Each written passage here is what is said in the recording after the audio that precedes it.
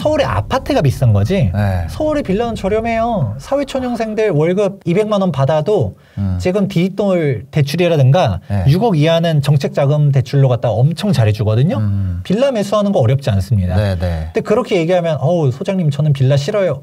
여기에서 정답이 나오는 거예요. 나는 가기 싫어하는 거가 집값이 올라갈 것인가. 나도 싫은데 그러면 거기가 올라가는 가겠죠. 일단 서울의 주택이라는 거 자체가 올라는 가겠지만 상대적 박탈감을 느끼는 거죠. 빌라가 몇 천만 원 올라가도 아파트는 수억 원, 수십억씩 뛰어버리니까 아파트끼리도 격차가 벌어지잖아요. 노원구냐 동대문구냐 성동구냐 강남구냐 격차가 계속 벌어지고 똑같은 강남구 내에서도 신축이냐 구축이냐 격차가 엄청나게 벌어지죠. 한 채만 남기라고 하니까 이렇게 벌어지는 거고요. 또 두 번째 돈을 계속 풉니다. 이제 이재명 정부 들어와서 뭐 민생회복 소비 쿠폰 2차까지 뿌렸습니다. 재정준칙 폐지됐어요. 이제 그냥 돈 계속 뿌려대고요. 우리 광의의 통화라고 하잖아요. M2 계속 늘어나고 있어요. 지금 그런데도 불구하고 경제 성장률은 계속 떨어진다. 뭐다 하니까 돈을 계속 풀죠. 그러니까 지금 부동산 가격이 떨어지길 기대하는 것 자체가 말이 안 되는 게 화폐 가치가 떨어져요. 그래서 예전에 막 이상하게 이상하게 공부한 사람들이 뭐 그런 얘기들 많이 해요. 주식시장이 좋으면 부동산이 어떻고 부동산이 어떠면 뭐가 어떻고 뭐 금 가격은 어떻고 그런데 지금 다 뛰고 있죠. 애초에 환율부터 박살나고 있잖아요. 환율은 1,400원이 우리 기준 가격이 됐죠. 이제 디폴트입니다. 해외여행 가기 힘듭니다. 그런 식으로 가고 있다 보니까 그냥 원화 가치가 떨어지는 건데 그러면 실물 자산에서 가장 대표적인 게 부동산이잖아요.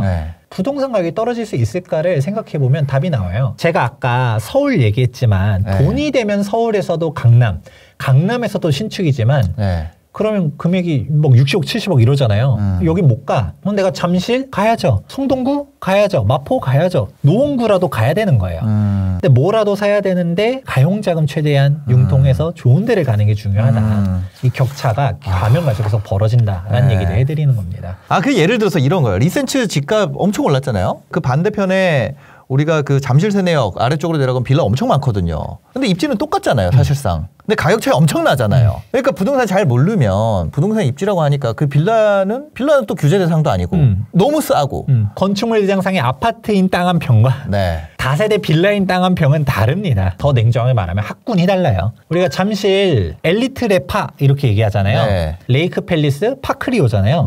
파크리오 싼 거는 다 알죠? 신천동이니까. 엘리트랑은 좀 다릅니다. 근데 레이크 팰리스도 잠실 동이에요. 근데 학부모들은 레이크 팰리스가 왜 싼지 다 압니다. 엘스 애들은 거기 초등학교, 중학교, 고등학교 막 안에 다 있어요. 맞아요. 엘스 애들끼리 가고요. 리센치도 리센치 애들끼리 초등학교 가고요. 트리지엄도 트리지엄 애들끼리 가는데 레이크 팰리스는 그 주변에 있는 빌라 애들이랑 섞여요. 초등학교가. 그러면 아마 그런 얘기 할 거예요. 아니 무슨 뭐 빌라 사는 친구들이 뭐 무슨 질병 있는 것도 아니고 이거 너무한 거 아닙니까? 라고 하지만 내가 학부모가 되면 다 그렇게 되고요. 그렇게 얘기하면 좀 별로 공감이 안 되잖아요. 제가 예시를 들어볼게요. 대림동이라고 있습니다. 대림동. 대림역 주변이 진짜 싸요. 맞죠. 그런데 대동초등학교라고 있어요. 그 한국인이 별로 없다면서요. 한국인 신입생 제로 기사가 있어요.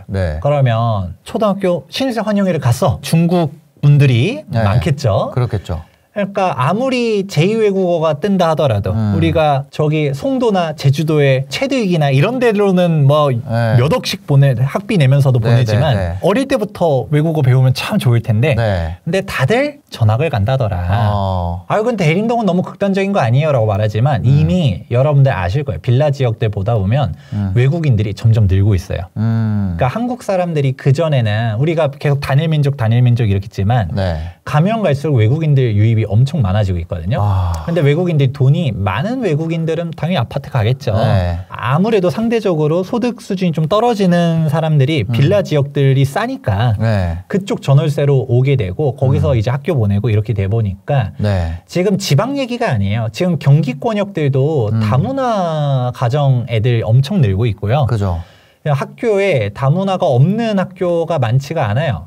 경기도권역만 해도. 근데 서울도 지금 다문화 애들 많이 늘고 있는데 그게 다 빌라촌들에서 그러고 있다더라. 그러니까 그렇게 섞이기 싫어하시는 분들이라고 말할게요. 그게 옳고 그르고 얘기 아닙니다. 그게 현상이니까. 그런 걸 싫어하시는 분들은 다 아파트촌으로 떠나고 있다. 그래서 이게 되게 재밌는 게 강남도 다 비싸지 않아요. 네. 강남도 여기 아파트 왜 이렇게 싸요 하는 데들 보면 그죠. 학군이 거의 초등학교는 권역이 명확하게 정해져 있거든요. 네. 빌라 애들이랑 섞이는 아파트들은 진짜 쌉니다. 아, 그 차이가 있구나. 네. 그러면 여기서 빌라를 사야 되느냐? 예전에는 그래도 주거 형태만 다른 거고 입지만 뭐 그러니까 나는 살기 괜찮으면 사도 됐는데 요즘 이게 점점 양극화가 더 심해지고 있다 보니까 일단은 아파트를 무조건 가셔야 된다는 얘기를 많이 하고요. 빌라를 가더라도 재개발 빌라를 가야지. 즉 샀는데 이제 신축 아파트가 될 곳을 가야 되는 거지. 그냥 빌라 지역이야. 이런 데는 미래가 암울하다라는 거죠. 그렇습니다. 이 재개발은 어려워요. 네, 청산되는 경우가 종종 많아요. 많아요. 있기 때문에 그래서 재건축이 더 인기가 많은 것 같아요. 재건축은 좀 심플하죠. 근데 재건축도 요즘은 시끄러워진 것 중 하나가 투기거래 지구를 확대해 버리다 보니까 조합원 지위형도 금지도 같이 걸려버렸거든요. 투기거래 지구의 재개발 같은 경우는 관리처분 인가로부터 소유권 이전 등기까지 전매 금지.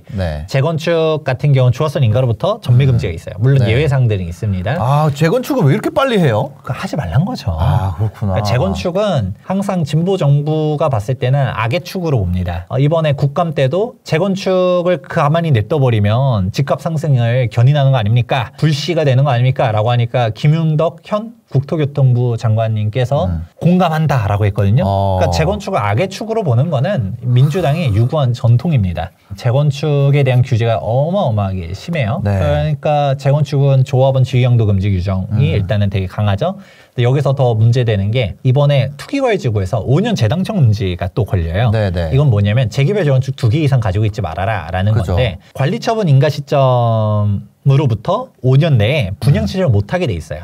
그런데 내가 투기거래 지구의 재개발 재건축이 2개 이상이야. 그럼 하나는 청산이 되는 거잖아요. 팔아야 되는데 못 팔게 막았잖아요. 못 팔게 돼 있죠. 지금 강제 청산 하겠다고 한 거 아니에요? 그렇죠. 그러니까 이게 지금 여의도도 그렇고 목동도 그렇고 하나둘씩 주거설립 인가가 나고 있거든요. 팔지도 못해. 강제 청산이 될 수밖에 없는 상황이 되는 거예요. 궁지에 몰리게 되면 이제 극단적으로 되잖아요. 그래서 지금 벌써 저한테 상담 오시는 분들이 5년 재당청 금지 조항 물어보시는 분들 엄청 많아요. 이것도 해당 사항이 없습니다 하면 정말 안심하면서 가시는데 문제가 된다. 3년 버텨야 됩니다. 2년 버텨야 됩니다. 이렇게 되거든요. 그래서 지금 재건축 조합을 상대로 소송 걸겠다는 사람들도 있어요. 조합 상대로 소송을 걸어서 승소를 하는 건 어려운데 우리의 목적은 지연만 시키는 거잖아요. 사업 딜레이를 시켜버리겠다라는 얘기들도 있어서 지금 투기거래지구 지정되고서 지금 재건축 사업들이 지금 진행이 어려워지는구나. 앞으로 그런 예상들이 있고 그래서 저는 많이 말씀드리는 게 재개발은 그나마 나은 게 관리처분 인가로부터 전매 금지니까 그러니까 그 앞에 단계들이 있으니까 분양 신청은 사업시 인가 이후 관리처분 인가 전에 해요. 그러니까 그 전에 팔 수 있는 퇴로가 있잖아요. 그러니까 재건축도 이거를 좀 뒤로 미뤄야 된다는 얘기를 해요. 재개발처럼 관리처분 인가로부터 전매 금지를 만들어 놔야 이런 불상사가 안 일어나는데 지금 이거는 그냥 손발 다 묶어놓고 그냥 때리는 것밖에 안 되거든요. 강북에 있는 재건축도 우리가 감정평가 금액을 청산당하면 몇 억씩 손실인데 다 들어볼 만한 곳들은 10억, 20억씩 날아가거든요. 그렇죠. 가만히 있겠어요? 가만히 안 있죠. 그래서 지금 재건축들이 현 정부 체제 하에서 좀 말들이 많다. 재개발 재건축 활성화하겠다라고 공약은 있었거든요. 근데 지금 정책 내놓는 거 보니까 의지가 별로 없는 것 같다라는 생각들을 하고 있습니다. 그래서 각자 도생이라는 표현을 해요. 그래서 살아남을 수 있는 곳들, 규제에서도 사각지대, 좀 사업 잘 진행될 만한 곳들 따져봐야 된다는 얘기 많이 합니다. 그럼 재개발 같은 경우에는 조합 설립 인가 끝난 데 빌라는 좀 괜찮나요? 그렇죠. 그래서 제가 많이 말씀드리는 데가 초보자면 조합 설립 인가 난 데를 가라는 얘기 많이 해드려요. 이제 할 거예요. 뭐 이런 데들은 동의 다 받았어요. 동의율 몇 프로예요. 막 그 이태원 그 경리단길 있는데 거기 한다고 거기 이제 될 거라고 막 사라고 하더라고요. 쉽지 않아요. 우리가 팩트만 얘기해도 보자면 지금 재개발 재건축 추진하는 쪽에서 제일 두려워하는 것 중 하나가 2026년도 6월 달에 지방선거를 조심하고 있습니다. 26년 지방선거요? 왜요? 26년도 지방선거가 후보로 지금 거론되는 사람들이 민주당에서 이제 박주민 위원님, 조국 전 위원님 얘기들이 나오고 있거든요. 이분들이 재개발 재건축을 좋아하지 않아요.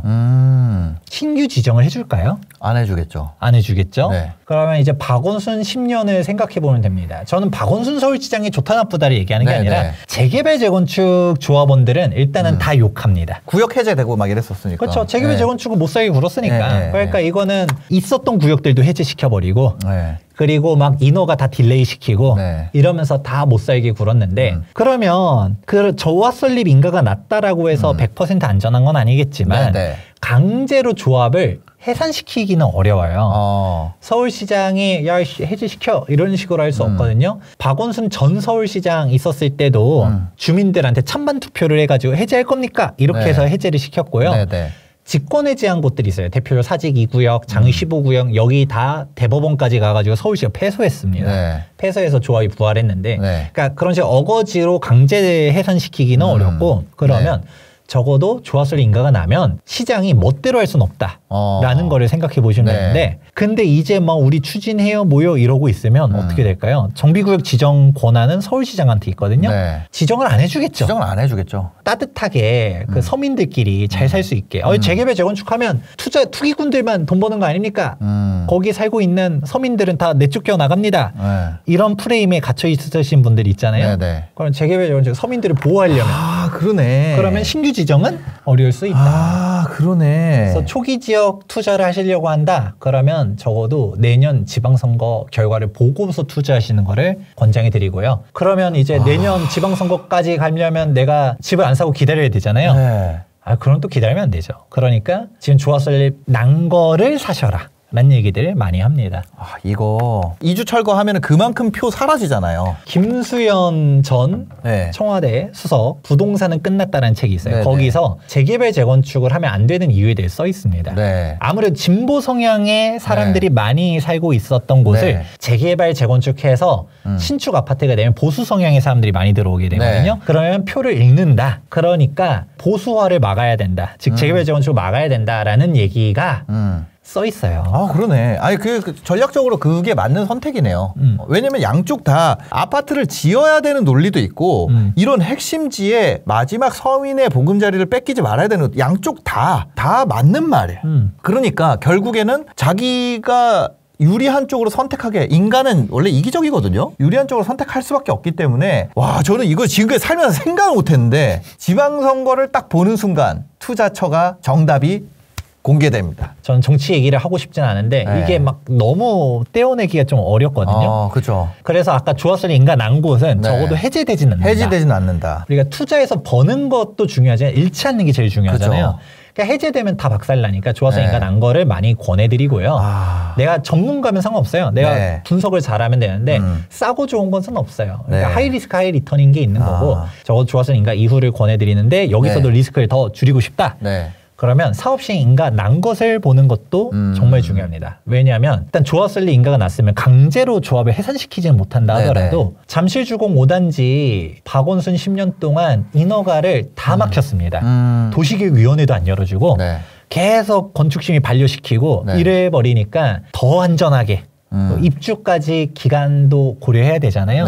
그런 걸 생각하면 사업시행인가 아니면 최소한 건축심의 받은 곳들을 좀 보는 것도 중요하다는 얘기도 해드려요. 근데 건축심의나 사업시행인가까지 넘어섰으면은 거의 뭐 한 6부능선은 넘어선 건데 그런 곳은 가격적인 메리트는 좀 상대적으로 안정성은 높지만 좀 떨어지죠. 그렇죠. 사실 비싼 데는 이유가 다 있는 건데 그러니까 리스크를 어디까지 내가 감내하느냐는 건데 둘 중 하나입니다. 내가 입지를 선택할 것이냐. 조합설립 인가는 낮고 아니면 하다못해 조합설립 인가도 안 났는데 강남이야, 용산이야 이런 데를 갈 것이냐. 조합설립 인가 낮다 하더라도 마포 성동구만 돼도 괜찮아. 아니면 사업시 인가 났는데 서대문구 동대문구야. 아니면 노원구야. 뭐 이렇게 금액이 다 다르니까 시간과 돈을 내가 어떤 식으로 리스크까지 감내해가지고 투자하느냐. 다음 서울시장이 예를 들어서 민주당이 될 것 같다. 그러면 사업시행 인가 지나간 걸로 좋을 것 같고요. 국힘이 될 것 같다. 이렇게 판단하시는 분은 조합설립 인가 정도 넘어선 걸로 들어주시면 어느 정도 그게 영향이 있으니까 행정 절차가 엮여 있기 때문에 이 재개발이라는 것은 저는 정치를 진짜 아예 몰라요. 정치 아예 모르는데 그냥 더하기 빼기를 해보니 그렇다. 이렇게 볼 수가 있겠네요. 오늘 한 얘기에 대한 자세한 내용이 궁금하시면 시장을 이기는 부동산 투자 원칙 김재경 지음 이렇게 서점에 가시면 26,000원에 들으실 수 있도록 나와 있습니다. 꼭 제 책이 아니라 하더라도 네. 부동산 공부 저도 이제 투미TV 하고 네. 있거든요. 놀러 오셔서 좀 네. 무료로 많은 얘기들 들을 수도 있고 그리고 또 제일 중요한 거 포기하지만 않으면 기회는 있다. 늦었다 생각할수록 네. 지금 당장 움직이셔야 된다. 라는 얘기하면서 마무리 보도록 하겠습니다. 알겠습니다. 영상 봐주셔서 감사합니다. 행복한 하루 되세요.